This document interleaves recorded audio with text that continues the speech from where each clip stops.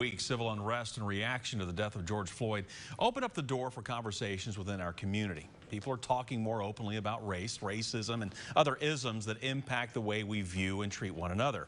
Good Morning Tennessee anchor Tirsa Smith has a new segment that we are calling Community Conversations. And in tonight's installment, Tirsa sits down with a sociologist who has advice on how to process the call for increasing equity and justice for Black lives in our community.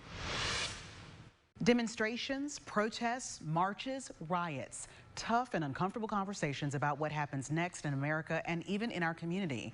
For those struggling with how to unpack it all, I spoke with a local sociologist who tackles these necessary topics as her life's work.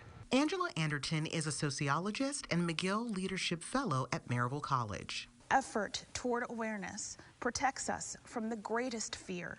One of her passions is to help people become more aware of and evolve their stance on racial justice. So it's up to us to be able to say, okay, I refuse to remain standing on my soapbox.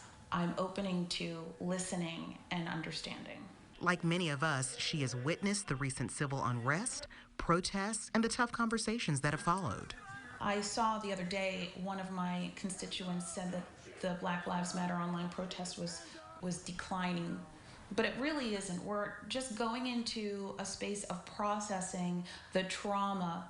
Now that the trauma is on the public stage, now that the trauma is in full sociological view, we all have a responsibility to work on healing that. Anderton says now is the time for those that support and those that oppose the Black Lives Matter movement to reflect.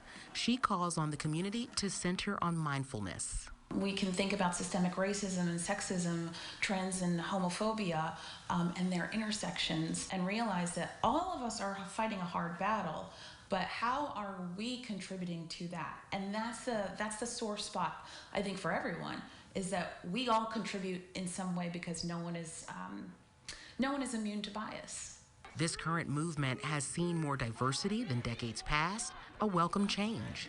And so the white allies who are standing with us and holding our hands and saying Black Lives Matter and protesting, they are definitely in for a treat, because this is the time to step back, reflect, assess, and then apply what has been witnessed. And regarding ongoing tension over the removal of controversial Confederate monuments?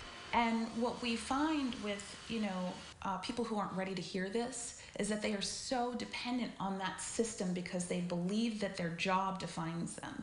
They believe that their heritage, not hate, defines them, because they don't know what they don't know, and they are afraid to find out. And so at the end of the day, it's all about fear.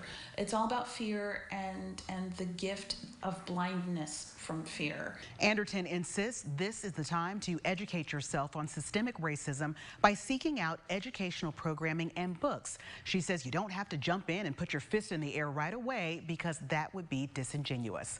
Tirsa Smith, WATE, 6 on your side.